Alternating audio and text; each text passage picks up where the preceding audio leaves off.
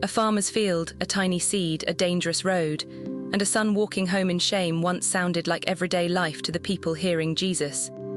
This is the Bible explained, and today we are listening to the parables of Jesus closer to their first-century world.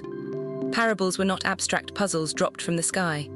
They used soil, debt, honor, travel, family, seed, labor, and conflict that listeners already knew. We will look at the sower, the mustard seed, the Good Samaritan, and the Prodigal Son, not to make them less spiritual, but to hear their force more clearly in the world where Jesus first spoke them. A parable is a short comparison or story that invites the hearer to see the kingdom of God, human hearts, and divine mercy through ordinary scenes. Jesus' parables often begin with familiar life and then turn the listener. A farmer sows seed, a traveler is wounded, a father has 2 sons, a small seed grows into something surprising. The first audience did not need a museum label to understand fields, family honor, roads, and debt. They lived in that world. Recognition did not make the message easy. The parables exposed motives, reversed expectations, and asked people to respond. They are simple enough to remember and deep enough to unsettle. To hear them well, we must first let their original world become visible again.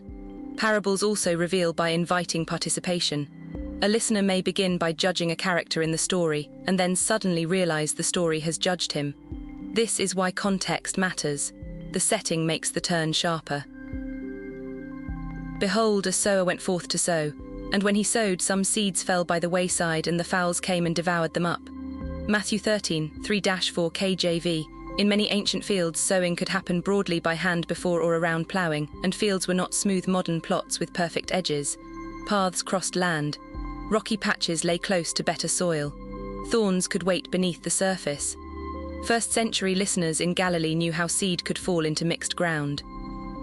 That made the parable concrete. Jesus was not describing a foolish farmer so much as a real world where the same seed meets different conditions. The question turns toward the hearer: what kind of soil is the word encountering in us? The path is not simply bad ground. It is a place hardened by traffic, where seed lies exposed before it can sink in. Some fell upon stony places where they had not much earth, and forthwith they sprung up because they had no deepness of earth. Matthew 13, 5 KJV. Rocky soil in Galilee was not an exotic idea.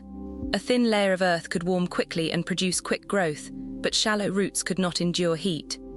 Jesus uses that agricultural reality to speak about receiving the word with joy and then falling away when trouble comes.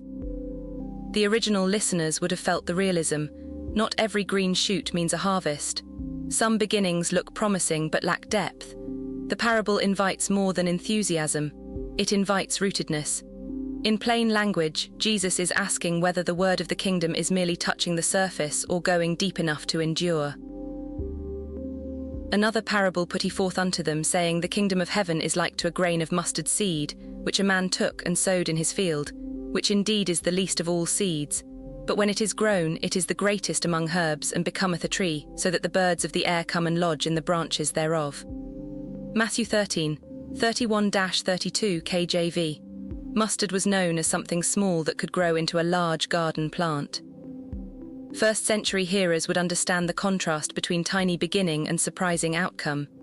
Jesus is teaching that God's kingdom may arrive without the obvious size people expect, yet its growth can become sheltering and visible. The point is not botanical trivia. It is kingdom surprise.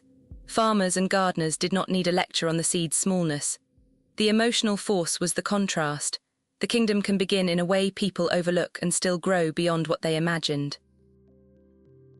But a certain Samaritan, as he journeyed, came where he was, and when he saw him, he had compassion on him. Luke 10:33 KJV. The road from Jerusalem to Jericho descended through rough terrain and was known as a dangerous route. But the deeper shock is the Samaritan.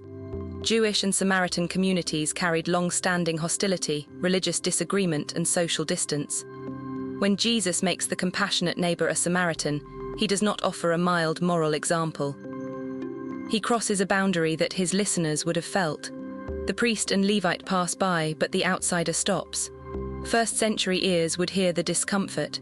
The parable asks whether neighbor love can be received from, and extended to, the person we have been trained to keep at a distance. And he said, A certain man had 2 sons, And the younger of them said to his father, Father, give me the portion of goods that falleth to me. Luke 15:11-12 KJV. In a world shaped by family honor and inheritance, the younger son's demand was shocking. He asks for what would normally come at the father's death. Then famine strips away the fantasy of freedom. And when he had spent all, there arose a mighty famine in that land, and he began to be in want. Luke 15:14 KJV. The first listeners would feel the shame. Wasted inheritance, foreign land, hunger, dishonor. But the father's running welcome overturns expectation. The parable makes mercy visible in family terms, not as an idea, but as a father receiving a ruined son. The older son, though not quoted here, also matters because the parable is spoken in a setting where Jesus is answering criticism about receiving sinners.